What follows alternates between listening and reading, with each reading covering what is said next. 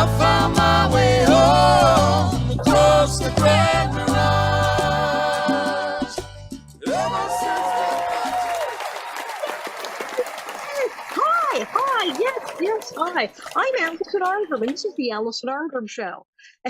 Some of you may remember me as Evil Nellie Olson, but tonight I'm Alison Arngrim.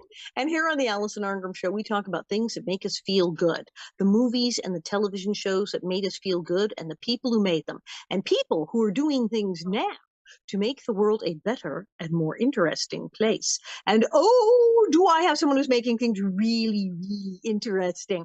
Okay, this is awesome. This is so awesome. So indeed, my fabulous publicist, Harlan, who we're always talking about, said, you got to talk to this guy, got to talk to this guy. So there's this film, and you can watch it. It is in fact on TV. You will be able to watch it. It's called 100 Years of Men in Love, The Accidental Collection. The Accidental Collection. Yes, there is a collection of photographs going back over 100 years, that were found photographs of men in love, of gay couples hanging out, smiling, holding hands. Some of them go back 100 years. 100-year-old photos that people found in shoe boxes, all over the place. Mind-blowing. And a documentary has been made about this collection and who these people are in these pictures and who found them and what does this all mean. It's incredible, moving, brilliant documentary. And I have, yes, actor, producer, because yes, he's also an actor, and we will talk to him about that. Producer who put this all together, David Millbern. Welcome to the Alison Arngrim Show. Thank you, Alice. It's so nice to be with you through the screen. And I keep saying, I don't know how we have not met, because we've been in the same room like 8 million times. You worked on the famous Ribbon of Hope Awards years ago, and I was totally on stage during that. So we've been at all these events for AIDS and gay rights and whatnot for eons. How do we not know each other? And I celebrate everything you do towards this community. I mean, you are an ally, and you've been there for us and the community all along. So thank you, Alice. I really appreciate that. No, anytime. So this is like incredible because it literally started with these photos. Now, who are these amazing? The curators, Hugh Nini and Neil Treadwell, are these people who found these pictures. What? Well, actually, everything comes from yourself, and I must admit that before I found Hugh and Neil's collection, as a little boy growing up in Indiana, I came across a tintype in my parents' box of old photos. And I'm like going, Mom and Dad, what is this? What is this photo? This is tintype. This is Little House in the Prairie stuff. This is Laura Ingalls photos.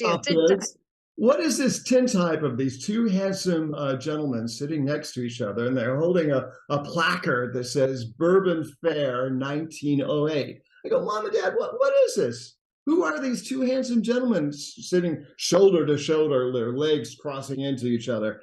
And they said, oh, David, that's your great uncle Noah.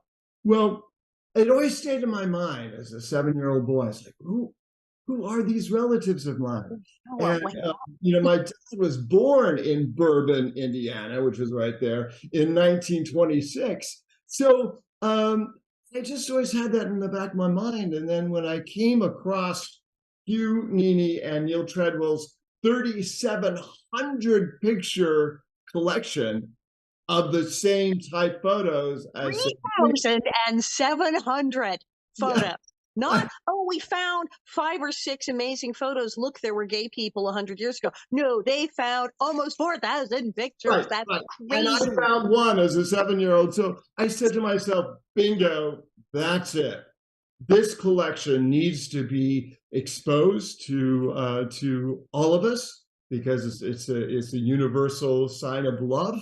And I said, let's make a documentary. I called them up and I had already won my first Emmy. So I had a little zhuzh, to say, hey, I'm David Millbern. I think your 3,700 picture collection would make an amazing documentary. I told him. I love it. I had already won my first Emmy, he says.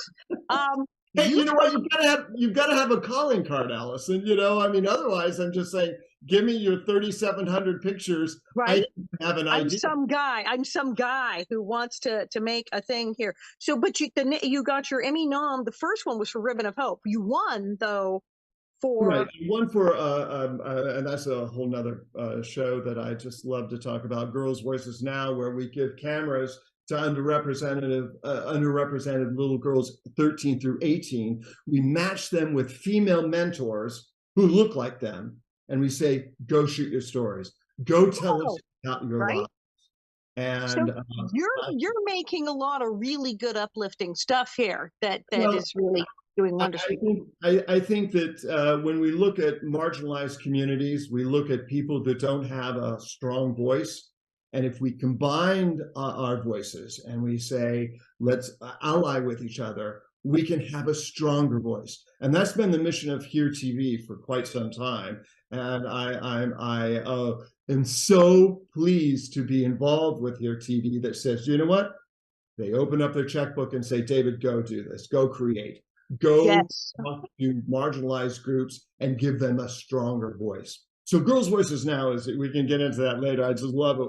I'm still producing that series. That year we beat Sesame Street and Disney and Apple TV Plus for these little girls telling their stories. And Here TV wins for children's short form programming and LGBTQ network. The last thing you thought was going to be it's like you've done everything. I mean, you've been an actor, you've been on TV, you've been in TV, you've been behind the TV, you've been directing the TV, producing the TV. So you have an extensive career. So yeah. So when Alison, we're only 25 years old. So how's that? I mean, how's that? How you started to actually? I noticed that you did actually technically start as a child actor. I did. One of us. But you weren't a series. I just did McDonald's campaigns. You know, I was the first glasses to go, you know, when they had Coke and they soda and you got to, came in a glass and you got to keep the glass. That was a new concept. I was a counterboy to introduce that. And that was a huge campaign for me. And then they said, you know what? We love your smile. You're going to be our Sunday smile when we introduce our soft swirl in a glass and in a bowl, and you get to keep that as well. So from there, you know, I just kind of started as you did, you know. You are in fact a child actor made good is what has happened. Well, you know, let's say that you were in a series and I just did campaigns for McDonald's. But very good and highly successful one. So, hey, I'm impressed. But yeah, so you had this really eclectic career. And then you, because of this personal connection where you said, what, I got to know more about this. I got to know what this means. You approached them and said, all right, what's the deal with the 8 bazillion photos? How do we make a documentary about this? I said, you know, I see this as an art immersive piece. I don't see it as just a montage. We look at this. I want to combine it with an amazing score. I want to combine it with great gay authors speaking about love. I want to narrate the back of the photos because some of the photos had writing on the back, which gave us another element of immersiveness into the world of these photographs. And I was very pleased. The Palm Springs Art Museum just reached out and said, you know what, will you donate the film for a fundraiser for our art museum, for the Palm Springs Art Museum? And of course I did. And 250 people sat there. And I appreciate that art museum because they got it. It is an immersive art piece. I sit back in these film festivals, and 100 Years of Men in Love has won 23 film festivals.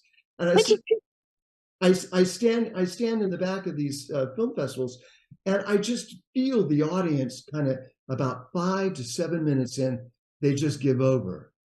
They just realize that they are on a journey.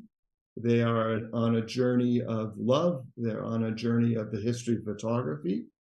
And they're able to escape and immerse themselves into the photographs. I had one woman come up to me, she's a straight woman, and she said, David, I wish to hell there would have been some man sometime in my life that would have ever looked at me like these guys are looking at each other. Hello. the beauty in these pictures, the rumors, and the music. You mentioned the music, and just in, like I said, the clips and trailers, the choices of music are amazing because you do like period music, like, okay, what era is this from? And then music, it's just really nice touch. Yeah, yeah. It was, you know, like I said, I wanted the audience to just escape. And when somebody comes up and says, you know, it's a beautiful film, and they get it because people are getting it. You know, 23 film festivals, you can't go wrong with something like that. I feel that what we've done here is not only realizing the past, but it's also a call to action. It's a call to action to say these gentlemen had the need to capture their love, to show us the way to love. So it's a call to action for our young people to say, you know what, if they could do it when they were risking imprisonment, they were risking their livelihoods, they were risking their entire lives, but they felt it was important to capture these photos and to capture their love, capture their relationship. It is a call to action for us to do the same, for us to stand and be bold and take that picture. And I'll tell you, Alison, since I've worked on this piece and created this piece, every picture I take now, I think to myself, where is this going to end up in 100 years? I mean, these photos are from 1859 to 1959. Did these gentlemen ever believe in their wildest dreams that they would be so, that photo, that moment would be so impactful to audiences now, and to be a call to action for young people to say, to be bold. I stand on the shoulders of these gentlemen. I celebrate these gentlemen, and I celebrate love. I dream that they're looking down on us somehow, and they're saying, yep, job well done. I did it. We did capture our love, and look what it's doing. Historically, and of course, history buff, the whole Little House thing. And I love seeing the old photos of everyone because it makes people into real people. Whenever people study history, it becomes, okay, I'm memorizing these dates. I'm talking about all these dead people I don't know. But when they see pictures and they hear personal accounts, they go, oh, this is real. This happened to real people.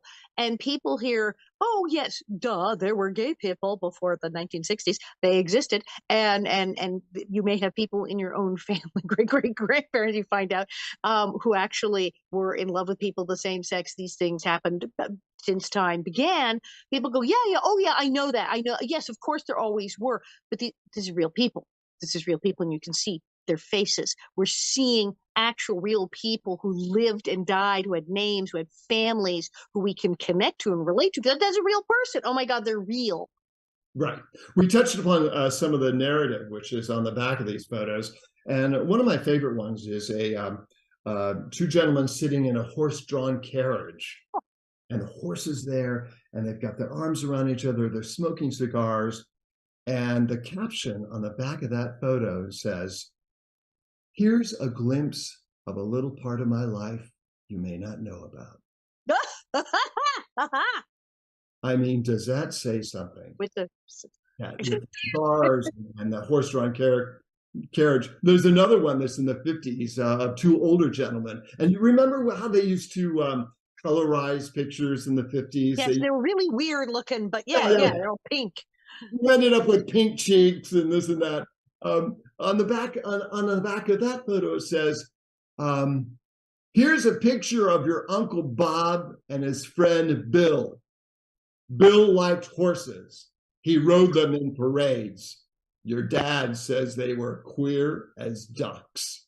So we learned that not everything written on the back of the photo was written by the subjects in the photo. And you have backup from the family who may or may not have approved with saying they were queer as ducks. And I don't think I'd heard as ducks. That's a new one on me. That's another thing is that, okay, how many times have we seen this historically where historians will find an engraving, a photo, a painting, or even bodies in an ancient 1,000-year-old tomb, and and they're two people, it's two women, it's two men. And they're wearing burial garments traditionally worn by a bride and groom. They are buried in the same tomb, which was unusual back in the day, except for married couples. There's a painting of them where they have their arms right. So we believe they were very good friends. Perhaps one was the employee of the other, a trusted aide, and it's like everyone's going, yeah, and yet they both. These two were very good friends. I'm like, yeah, how are you? It's like right in front of you, and people will tie themselves in knots to come up with an excuse why these two people are together in the painting. And it's like, well, yeah, hello.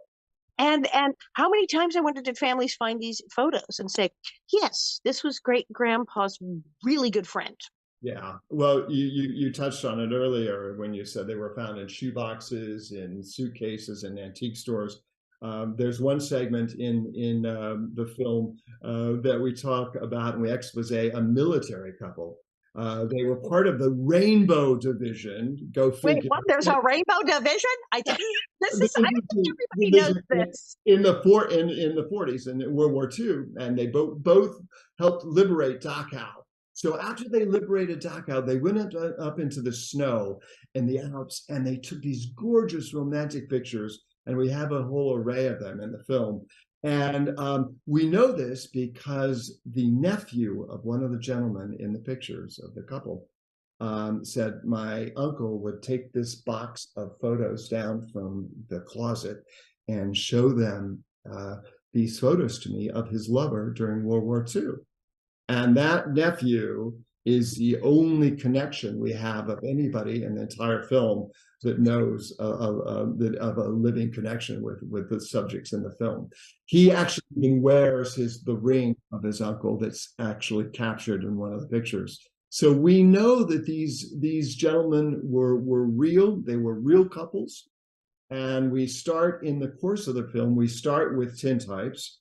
Then we move on to photo booths. Well, why photo booths? And think about photo booths, of course. Yeah, you in a photo booth, there is no photographer, there is no developer. Right.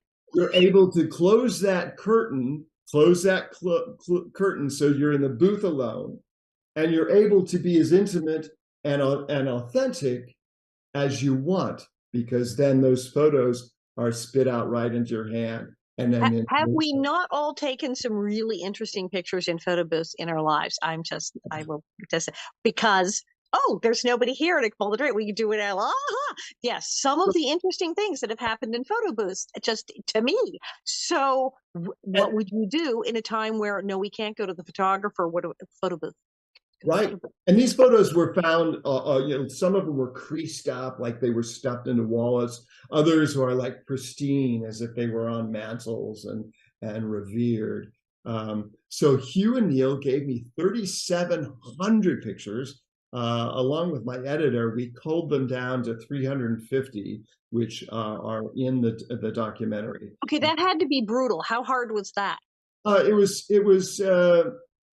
because every love is worth celebrating, and the, like I said, the courage that these gentlemen had to capture that.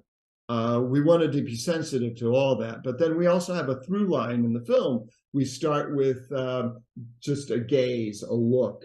Then we move on to body parts touching. Then we move on to actual hugging.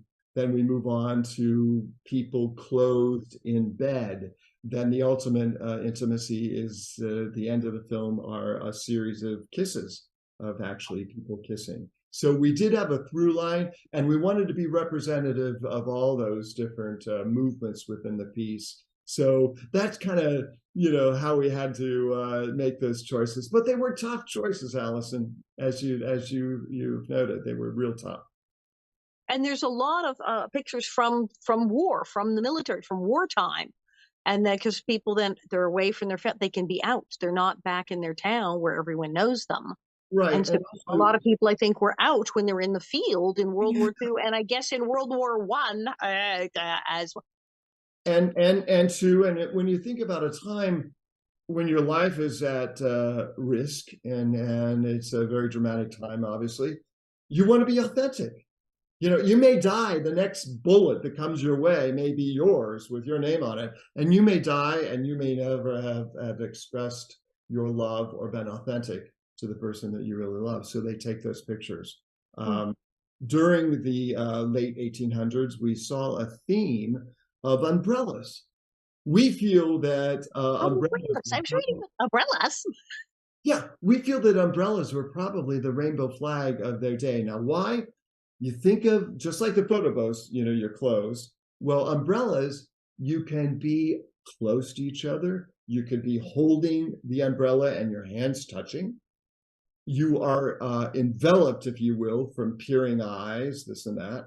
So there's a whole series of men in love holding umbrellas. And we feel that that was really kind of the rainbow flag of the day because they could be secure underneath that umbrella. Their hands could be touching. Umbrellas were very romantic in the 1800s. I think they were kind of like a new thing. You had your parasol, you had your umbrella. You could like, ooh, oh no, we're just courting, nothing going on. And even with the straight couples, like, oh, I was just keeping her out of the rain. It's haha. So yeah, I think umbrellas were really handy. Meanwhile, it was kind of like courtship thing. silence, you know. And then you tilt it down, and yeah, okay, umbrellas as a romantic device.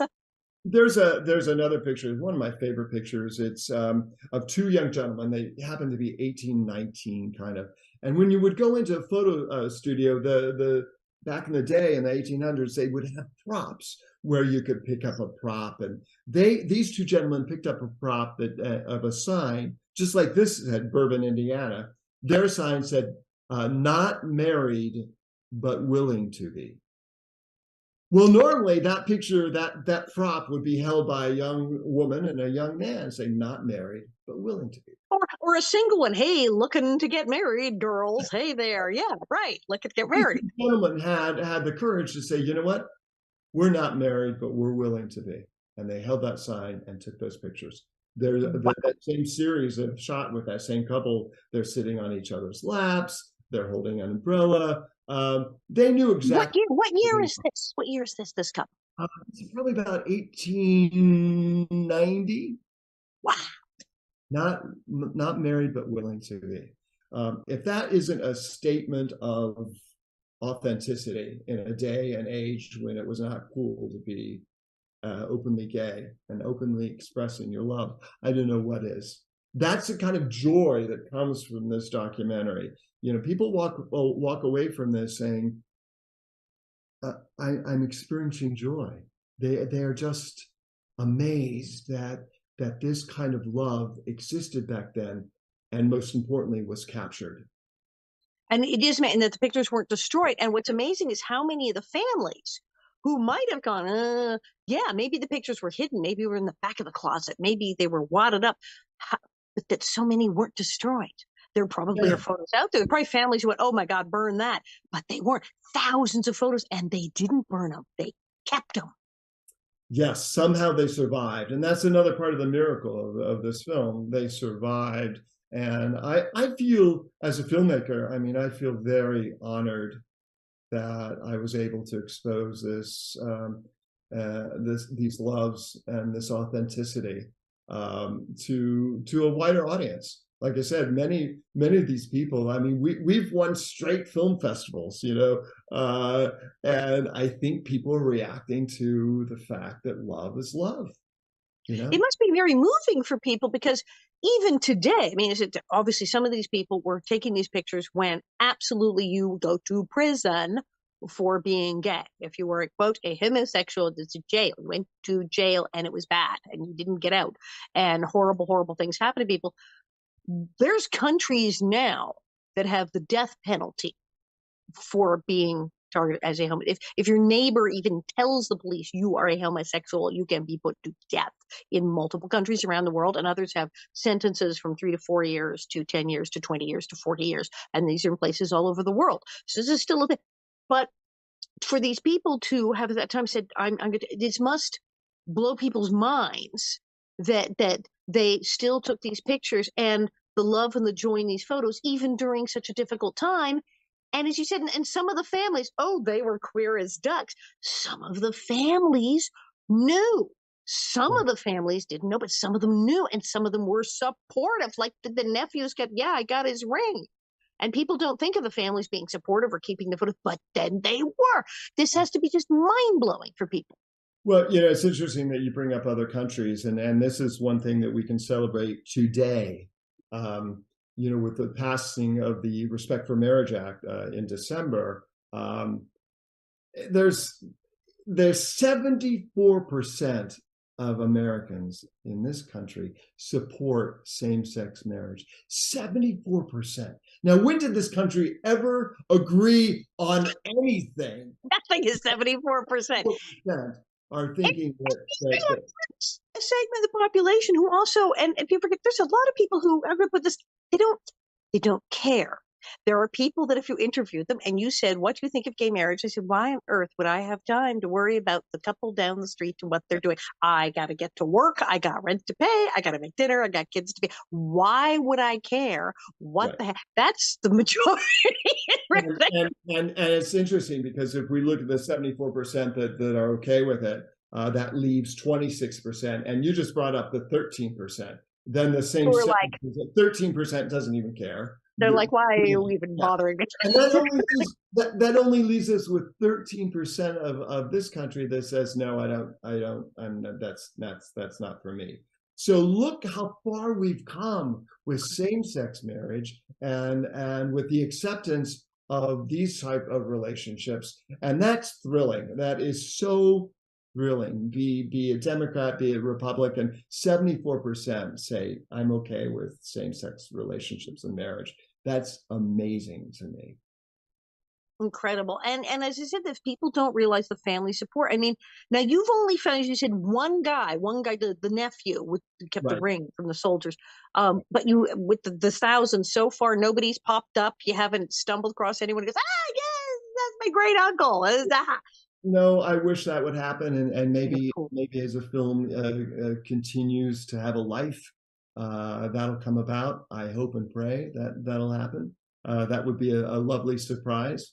One thing, with the advent of selfies in this film, we feel that we've exposed the first selfie. And we even call it the first selfie in the mirror. What these two guys did is there's this old-fashioned camera, and the two of them have their arms around each other, and they're standing, and they're shooting into a mirror, and they're capturing themselves by some kind of contraption that makes the shutter trigger.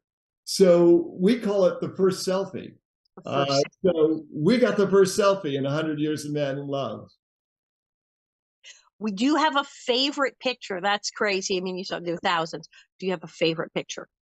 There's so many of them. My editor, Billy Clift, who's a wonderful filmmaker in his own right, when you're culling down from 3,700 to 350, each picture had a name. It was like, oh yeah, it's Bud and Jim, or oh yeah, it's the two people on the porch in Silver Lake. We have names for all of them, and they all become your babies. Certainly not married but willing to be is a favorite. Here's a little glimpse of a part of my life you may know about. That's adorable. I love that. That's a crack up. Gorgeous one. There's one on the back of a train car where the two guys are kind of leaning towards each other, and their hands are on the railing, but only their pinkies, only their tiny finger are touching. That's the only touch that they have. Like I said, it was tough for these guys. It's tough for them. It's tough today for our young people even to come out and to live authentic lives. So that's why I call this film really a call to action, a call to be bold. If we think about our young people, we say, well, let's pass the torch. Well, if we pass the torch, straight allies like yourself, Alison, myself, if we pass the torch, we're left in the dark where we want to be. Why don't we ignite young people's torches and then carry our light as well? That's what this film does. I think it's one for it's gotten 100% on Rotten Tomatoes. So, and people love it. I mean, I don't know any film that I know of that's got 100% rating on Rotten Tomatoes. And you're getting incredible response. As you said, you get straight people, gay people, everyone is coming to it. They're all moved. They're all fascinated. You're getting these kind of responses. Yeah. yeah. I'm very honored. It is a vision I had. I like I said, I didn't want it to be a montage because it's so much more than a montage. We are celebrating each picture that comes into the frame, and I wanted to linger. I wanted the audience to linger on that photo, to really get into it, to realize the cufflinks, to realize the positioning of the hands, to see the eyes and the exchange in the eyes.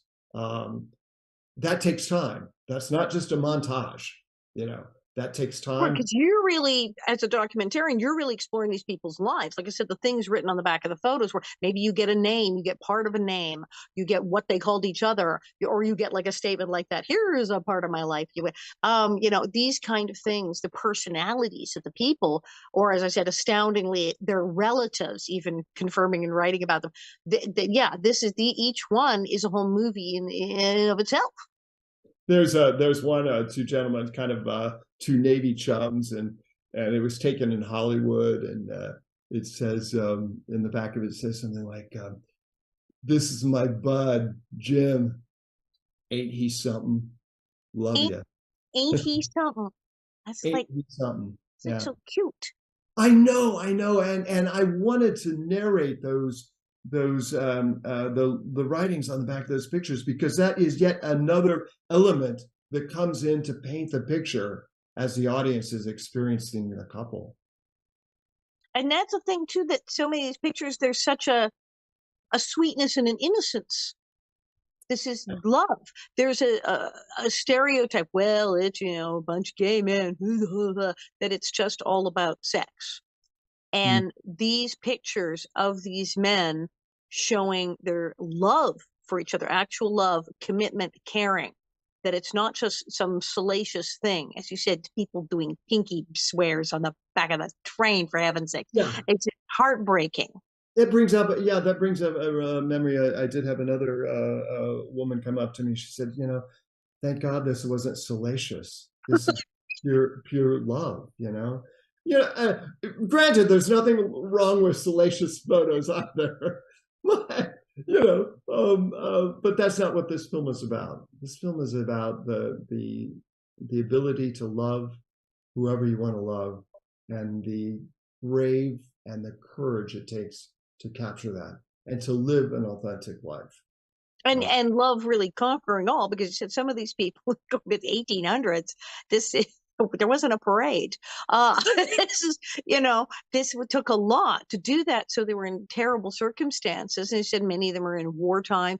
So to find love in the middle of that. And it also had to be weird for some of these people and some of their families, because, well, one of the traditions, as we know, way back in the day, was you simply got married. If you were a young man, you went out, you married a nice lady, perhaps someone your parents picked out for you, the girl next door, maybe had some kids, maybe, but you got a place and you got a job and you had a wife. And it wasn't that, well, even for straight people, it was not really that fun, because it wasn't a love match. You got married because you were supposed to get married. It was like a job title. Wife was a job title, husband was a job title. And this is what you did. And the part about whether you were in love with the person or not, even for straight couples, was like way down the list, was like, love, what are you talking about? It's irrelevant. What are you talking about? You're marrying him. So for gay men and for lesbian women, there wasn't so much an alternative. It's like, well, I guess I'm getting married now. Well, wait, but aren't you, and don't you have a lover? Yeah, but what's that got to do with it? So for people, there was a time period where a lot of these people may have been married, but they were, and their wife may have known, or she may have been living another life as well, but that's what people did. And the pain for everyone to, like, okay, we have to go through this thing and go up the aisle. Do we love each other? Nah, nah. And get married and then try to make some kind of life for yourself in the middle of this. Just Right. You're absolutely right. And these gentlemen chucked all that to the wind, because they captured their love in this newfangled thing called camera. And how weird that's right, because remember, cameras, the fact that the camera was new. Yes. It was, what did they think was going to happen to these pictures? What did they do? There could be other kind of cameras that are going to take pictures of our pictures. What? right. And Camera was from outer space back then. unfortunately, a lot of when we look at Black Americans and other communities that are not represented so much in these photos. I said to Neil and Hugh, I said, I need more African American shots. I need more people from the Asian descent. I need more ethnics in these cross section of humanity, right? Guess what? Those people didn't have access. Again, this was a new technology.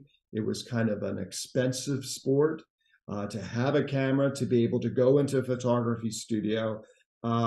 These underrepresented communities didn't have access. So I do have 30 pictures of the 370, but it's disproportionate, of different multi-ethnic gentlemen, but that's not a statement of our desire. It's a statement of the history of photography. Back when it was the thing that went kablooey and exploded and the big reflect thing and people had to sit perfectly still, it was wealthy families, like having your portrait painted. The same class of people who could afford it would have their portrait painted standing there, had the tintype guy do it. Right. It was a long time before even middle class or regular folk got their picture took. It was a big deal. Right. And so, we got 30 of them. We got 30 of them in there, but I wish that there were more. But you can't rewrite history. You can't say, okay, well, let's go back to 1859 and give you a camera and take a shot. And then what are those like? Because for an African American couple and who are gay and are taking their picture, they're in double jeopardy. Because if they get caught, absolutely they're going to jail. There's nobody is going to try to talk cops out of it. What kind of pictures did you get? How secretive were they? How furtive did these couples who weren't white and were able to get their picture taken? What was that like?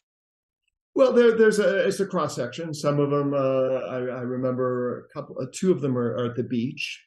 There are, and there's one on a New York rooftop, a Black couple that looked very wealthy. You can tell by the just they can afford a camera. They can afford a camera, but the cufflinks and the suspenders and the great shoes. I think a wardrobe person would really love to see this film, because the wardrobe is just so amazing. As you said, these were wealthy families that took these pictures, and those guys really put on, some great suits and things. Oh, and when you sat for your tintype, they also had swimsuits on too. In some section, we have swimsuits.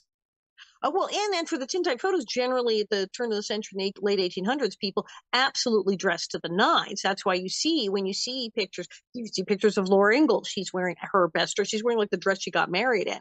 Everyone is wearing absolutely their best clothes, because this is a huge deal. You're being photographed. So even these people who are like, oh, okay, can't show anybody these pictures, still, where's your Sunday best? Even as in the 50s, in the 40s and 50s, I have an older photographer friend that said, "Oh yes, we knew each other because we wore cufflinks." Really? I thought everybody wore cufflinks in the 50s. It's just but cufflinks with a signifier, cufflinks. Yeah. So when I see somebody wearing cufflinks, of course, when do we ever wear cufflinks nowadays, except for black tie events? Now we have to look twice at everyone wearing cufflinks. This is. I know. With these coming, I since working on this film, I look at everything now. I analyze every picture. Of course, I always did. I think that part of being a producer now, having been an actor and a writer, director, but being a producer, I think that we're able to paint with more colors. We choose the music, we hire the director, we have final say on the cut, we can rewrite the script here or there. So when I sit back and I see a film that I've produced, there's so many more colors and tools that a producer can use, more so than an actor who just has the script and as actors, Alison, we try to make our role more impactful and go without out of the box And hope we don't wind up on the cutting room floor. It's and just then the editor comes. And you're still, suspect to the director and the producer and the final cut and the editor or whatever. But when you're a producer, you sit back and you see more of your tools, more of your decisions, more of your taste. That's what I like most about producing. But of course, this film, I was the writer and director as well. Conveniently enough. But I think you have a thing for pictures, because listen, when you saw that picture, even as a kid, you saw something in it, Drew. You didn't just go, wow, that's far out. My great uncle was gay. That's cool. This picture. You went, wow, this picture. And you kept looking at that. And that's why I said then when you found out about this collection, it drew you. When you see a picture, you're seeing things in that photo that not everybody's seen. Right. It was a aha moment for me, I think, because I never got a direct answer back as a 7-year-old. And then when I went on my own journey to be authentic, I reflected back to that picture. And then I found Hugh and Neil, and these guys have been doing this. They started with one picture and they said, oh, this is the first picture, the only picture we'll ever find. Then they found another one. And then they started looking, and then 3,700 later. They think that they're going to come out with another collection of just military ones. That must be huge, because I'm thinking people away from home, there's probably a ton of the military ones. Right, but these photos from the documentary are now. I think they're going to have a exhibition in Europe, and they've already been at the Hogarth Center in New York, where they blow up pictures from the film, and we look at them as art pieces. We look at them as historic capturing of a life. Now, do you see in the future, because people keep finding photos in boxes, somebody starts finding pictures? Yes, that's your great aunt Sophie and her best friend Susan. Are those pictures? Is there somewhere a collection where there's yet another film where it's the women who took pictures? I would hope that is in the making. Like you said, my career is always about what's next and what is exciting to me. I think that kind of when you've done it and had such a wonderful response, you kind of want to move on. I personally don't want to really do enough. I think I did it.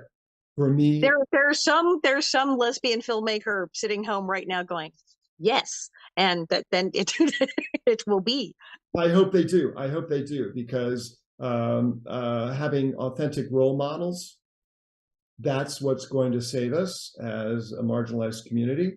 And to have people know that we've always been here and we will always be here and we're going to live our true lives. That's the message that needs to continually get out there. And I think I did it with this. I did it with this. So when it must be very moving for older gay men to see this and go, I remember that time. I could have never taken a photo with my lover. Look at these guys. They must just go to pieces. When I do the Q&As after these film festivals, it just touches you, especially with older men.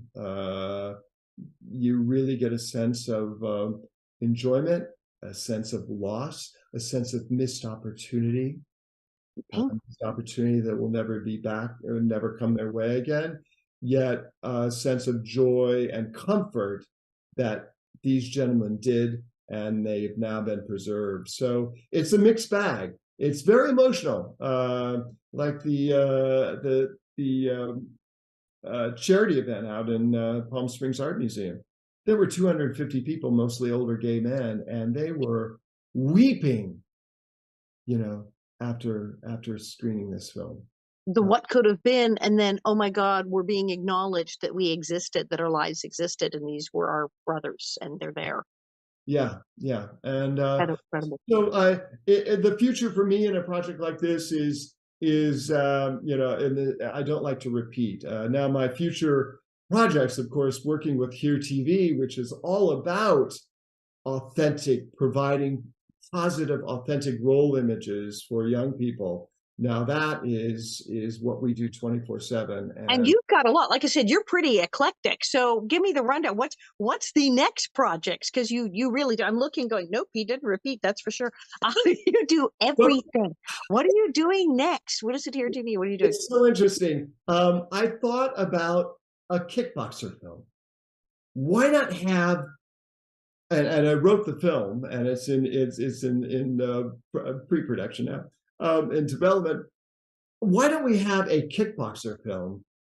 And the #1 kickboxer guy in the world happens to be a gay man, happens to be married, to his husband, happens to look like a swimsuit model, which doesn't hurt any as well. Kickboxer. You're going to look good if you're kickboxer. Yeah, wouldn't it be wonderful to have a kickboxer film where it's just the standard genre, where and in my script, he's matched up with an older female kickboxer herself, champion, and they go out and fight crime. Now, our audiences will know that this guy in his personal life is openly gay, has a husband, but have nothing to do, there's no gayness in the film itself. Now, he's just a kickboxing crime fighter, fabulous superhero guy. Right. And so that young gay person is sitting in an audience, one queer person will say, gosh, there's an openly gay man, part of our queer community, that is living his life, is being an action star, and there's nothing gay about it. That is revolutionary, and that, I think, is where we're going, to provide positive role images to our young people, that you can be and do anything you want. Being a part of the queer community is not a handicap. It is a plus. Nice. And I think you can do that, and you can really hear TV. I just love it. So, and for the film, what's next for the film? It's on TV. Where do we watch it? Where do we watch it? Plug in and watch it. Is airing 100 Years of Men, the Excellent Collection. You can go to here.tv, HERE.tv, and you can see the trailer, and you can get a taste of this beautiful film, and also the 700 other programs, films, shorts, documentaries that are part of the Here TV network. It's an amazing network that pulls all the top European films. We produce ourselves. I show run 5 different series now, and we are continually creating content which speaks to our community, by queer filmmakers, and I'm very proud to be a part of it. All right, so they can see it there. Where can they find you? Do you have a website or a place they can see what you're doing and read about you? I am available through Here TV. You can reach out to me at Here TV, and I'm head of original programming there. So if we do have queer filmmakers that are seeing this, we're always looking to elevate those within our community to tell authentic stories. Just like Girls' Voices Now. I mean, Girls' Voices Now, we don't tell them what to do, what to shoot. We just give them the cameras, match them with female mentors who look like them, and say, go tell us about your lives. Go tell us.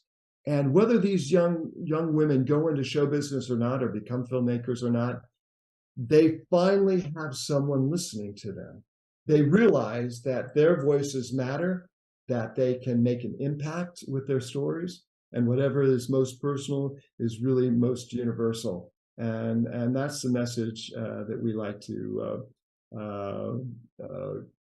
gather around and support at Here TV. Reinforcing, it should not only that the personal is the most universal, and as you say, the personal is political. Hello, as your documentary again shows. This is amazing. I now am going to go watch the whole thing. I've been hearing about this, so people do know about it. I mean, as I said, with the 23 film festivals that you keep winning at, but more people need to see this. And as you said, even people who are fascinated just by history in general, and costumers will go wild watching this. The history of photography. I mean, history of photography. History of photography. It's got so many elements in it. And then, yes, absolutely, for anyone who has struggled with their identity, and then, as I said, older gay men, it just must be absolutely just heart-wrenching. And then for younger gay people to go, whoa, this is real. This is real. These people are real. This really happened. I'm not the first person to do this. It's got to be just an incredible thing you've done. And for those young people to go take a picture and know that it matters. Know that it matters to be bold, to be authentic, and that their love matters. Even if in future generations your grandchildren might write rude things on the back of it that will be found. Have at it. All the better. All the better for the documentary. Thank you so much for coming on my show. This has been great fun. Thank you, Alison. Thank you so much for your support. All right. Thank you. Absolutely. Anytime. And thank you very much. I'm Alison Argerman. This is the Alison Argerman Show.